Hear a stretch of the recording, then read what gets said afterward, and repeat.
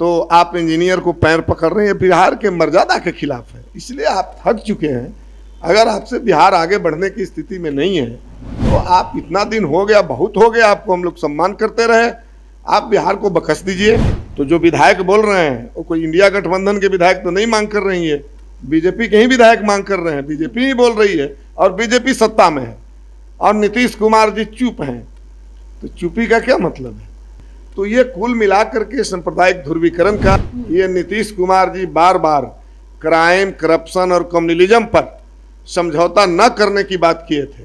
तो अगर समझौता नहीं करना है तो आप बीजेपी के साथ क्यों हैं बताइए? आप व्यवसायियों में हिंदू मुस्लिम कीजिएगा, बहुत सारे ऐसे चीज हैं हिंदू तीज त्योहारों का जो मुस्लिम लोग तैयार करते हैं। अभी भी हम कह रहे हैं कि आप अपना कैलकुलेशन ठीक कीजिए और भाजपा से हटिए, और नहीं तो ये भारतीय जनता पार्टी जिस थाली में खाती है उसी में छेद करती है। नमस्कार, फर्स्ट बिहार झारखंड देख रहे हैं आप, मैं आपके साथ प्रिया।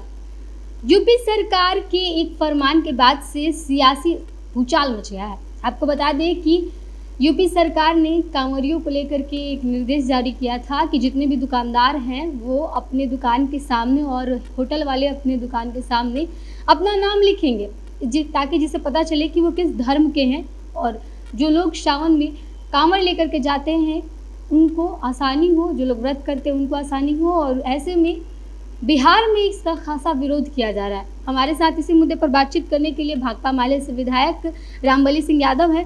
जिस तरीके से यूपी सरकार में फरमान निकला, अब बिहार में मांग की जा रही है। बिहार के विधायक बीजेपी के मांग कर रहे हैं कि बिहार में भी ये सिस्टम आना चाहिए कि सावन में जो लोग जाते हैं उनके लिए नाम लिखा हुआ होना चाहिए, फलों की दुकान पे, होटलों में। क्या कहते हैं?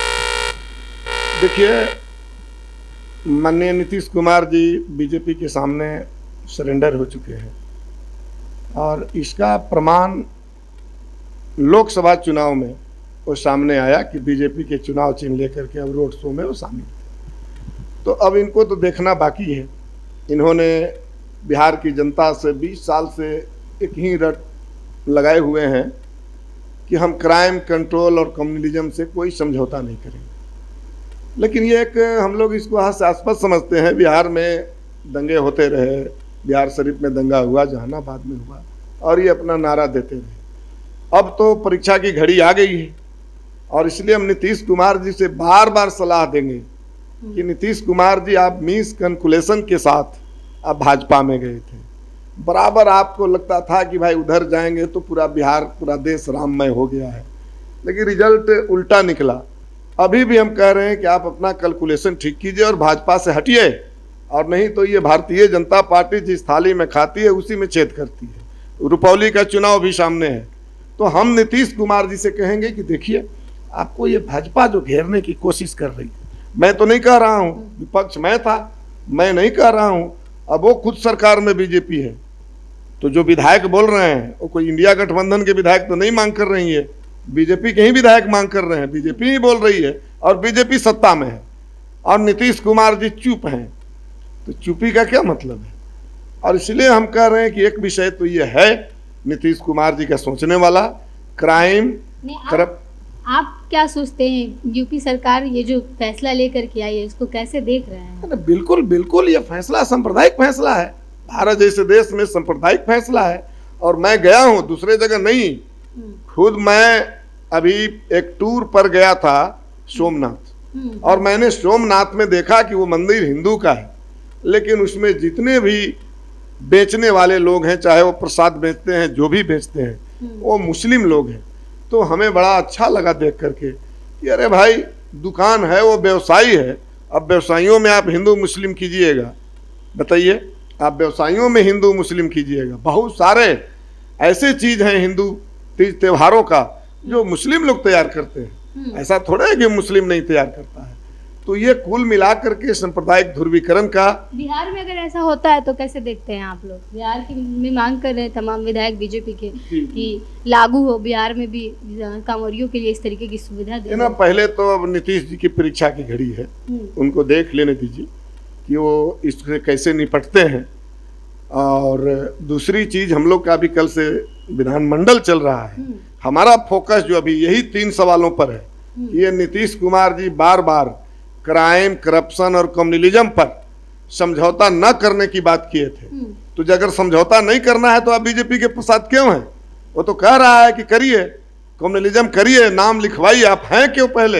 ये एक बड़ा सवाल है।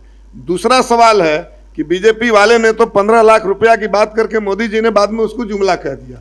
क्या आप भी 2 लाख रुपया जो 94 लाख परिवारों को आपने देने का जो वादा किया है विधानसभा में, क्या वो भी जुमला हो जाएगा? ये तो बिहार बर्दाश्त नहीं करेगा, बर्दाश्त नहीं करेगा। इसलिए हम लोग चेतावनी देने के लिए इस बिहार विधानसभा में कल से हम लोग प्रवेश करने जा रहे हैं। इसके साथ साथ अपराध चरम पर है, अब सोए हुए लोग भी सुरक्षित नहीं है। दलित में संजय मांझी, टेकारी के संजय मांझी का हाथ काट लिया गया, पप्पू मांझी की हत्या कर दी गई, और जितना भी अपराधी हैं, जिन जिन लोगों का नाम आ रहा है, वो सारे लोग बीजेपी प्रायोजित, बीजेपी समर्थक लोग हैं। नीतीश कुमार को लेकर के आपने सवाल किया, तो एक सवाल ये भी बनता है, नीतीश कुमार के सहयोगी दल हम पार्टी सेकुलर के राष्ट्रीय अध्यक्ष केंद्रीय मंत्री जीतन राम मांझी कल बयान दिए हैं कि नीतीश कुमार चाहते थे कि उनकी पार्टी को जेडीयू में विलय कर दिया जाए, और उन्होंने ये ऑफर जीतन राम मांझी के सामने रखा था। और जीतन राम मांझी बोल रहे हैं कि उन्होंने ये भी आरोप लगाया था कि जीतन राम मांझी के पास पैसे नहीं है, इसलिए वो राजनीति नहीं कर सकते हैं, लेकिन चला भी नहीं सकते हैं पार्टी। आज दौड़ा रहे हैं हम अपनी पार्टी। पता नहीं लोग एक ही साथ रहते हैं। इंडिया गठबंधन में क्या चल रहा है? एनडीए में सबसे पहले तो बीजेपी जो है, बीजेपी के साथ जो पार्टियां गई, उन पार्टियों को बर्बाद कर दिया गया। और अगर बर्बाद नहीं होना है तो उनका हाँ में हाँ मिलाइए, पार्टी का सिंबल अलग रहे, लेकिन वही काम करिए जो बीजेपी का काम है। तो ये जीतन राम मांझी जी बार बार ये बात कई बार बोले हैं, कल भी आप बता रही हैं कि बोले हैं, लेकिन हैं तो उन्हीं के साथ, हैं तो उन्हीं के साथ। क्या मजबूरी है जीतन राम मांझी की कि बार बार नीतीश कुमार के खिलाफ बोल भी रहे हैं? और फिर हम कह रहे हैं कि वो अगर कुछ बोले भी थे तो वो थोड़ा सा बीजेपी से अलग थे। नीतीश कुमार जी उस दौर में बोले थे, अब तो नीतीश कुमार को बचना मुश्किल है, उनकी पार्टी बच जाए ये मुश्किल है, अब वो दूसरे को क्या बोलेंगे। इसलिए हम तो नीतीश कुमार जी से कहेंगे कि अब आप थक चुके हैं, क्राइम के सवाल पर, कम्युनलिज्म के सवाल पर बीजेपी आपको घेर लिया है। और जो आपने विकास की बात किया था, पुल गिर रहा है, और जब पुल गिर रहा है तो आप इंजीनियर को पैर पकड़ रहे हैं, बिहार के मर्यादा के खिलाफ है। इसलिए आप थक चुके हैं। अगर आपसे बिहार आगे बढ़ने की स्थिति में नहीं है तो आप, इतना दिन हो गया, बहुत हो गया, आपको हम लोग सम्मान करते रहे, आप बिहार को बख्श दीजिए और बीजेपी से बचिए। बीजेपी बिहार का कभी भला नहीं चाहेगा। बीजेपी किसी भी पार्टी को, माने चिराग पासवान जी आज सांसद 5 उनके बन गए, वो अलग बात है, लेकिन बीजेपी ने तो लोजपा को बर्बाद कर दिया था, तो एक समय चिराग को बर्बाद किया था, अभी जो है पारस जी को बर्बाद किया, सब उन्हीं के साथ रहने वाले लोग हैं। तो हम कह रहे हैं कि ये बीजेपी के डीएनए में है, जिस थाली में खाओ उसी में छेद करो। और इसलिए हम नीतीश कुमार जी से कहेंगे कि सावधान आप रहिए, और मैं तो कहूँगा कि उससे आप अलग होइए, कोई उपाय आपके पास नहीं है। रुपौली में आपने उम्मीदवार खड़ा किया था, और रुपौली में भारतीय जनता पार्टी ने अलग से एक उम्मीदवार खड़ा कर दिया, वो निर्दलीय उम्मीदवार थे, अलग से उम्मीदवार खड़ा कर दिया। मैंने तो नहीं किया, मैं तो साफ साफ था, हमारा इंडिया गठबंधन के उम्मीदवार था। पिछले बार भी हम तीसरे स्थान पर थे, इस बार भी तीसरे स्थान पर हम रहे इस उपचुनाव में। लेकिन नीतीश कुमार जी को सोचना चाहिए कि बीजेपी किस तरह से आपको धोखा दिया है। बीजेपी उपेंद्र कुशवाहा को बर्बाद कर दिया, उपेंद्र कुशवाहा जी चुनाव लड़ने गए, पवन सिंह को खड़ा कर दिया, बीजेपी खड़ा, बिल्कुल खड़ा कर दिया, और बीजेपी के नेता रहे, चर्चित नेता रहे हैं। तो हम कह रहे हैं बीजेपी का डीएनए में इस तरह के धोखेबाजी, इस तरह के जिस थाली में खाना उसी में छेद करना रहा है। नीतीश कुमार जी को हम सलाह देंगे, आदरणीय होने के नाते, अभिभावक होने के नाते, कि आप उनसे बचिए। और अब आप थक चुके हैं तो कम से कम बिहार को आप बख्श दीजिए, बिहार अब नए हाथों में जाए, और तब जाकर के इस बिहार को आगे बढ़ाने में सहूलियत होगी। हमारे साथ भाकपा माले के विधायक रामबली सिंह यादव थे, और जिस तरीके से यूपी और बिहार में एक चर्चा का विषय बना हुआ, क्योंकि श्रावण का महीना शुरू होने वाला है, और सावन में कई लोग जो है, कितने सारे लोग हैं, वो कांवड़ लेकर के जाते हैं और सोमवारी का व्रत करते हैं। पूरे श्रावण में लोग जो है इस तरीके से भक्तिमय माहौल बना करके रहते हैं, और ऐसे में बिहार सरकार से मांग कर रहे हैं बीजेपी के एमएलए कि यहाँ भी यूपी में लाया गया आदेश लागू होना चाहिए, और इस चीज़ पर हमने बातचीत करने की कोशिश की और साफ तौर पे इनका कहना रहा कि ये खास तौर पर सांप्रदायिक भावना को बढ़ावा देता है और ऐसा करना बिहार में सही नहीं है। और इस वक्त मुख्यमंत्री नीतीश कुमार की सबसे बड़ी ये परीक्षा है कि इस बात पर मुख्यमंत्री नीतीश कुमार आखिर क्या जवाब देते हैं। बने रहिए फर्स्ट बिहार झारखंड के साथ दिन भर।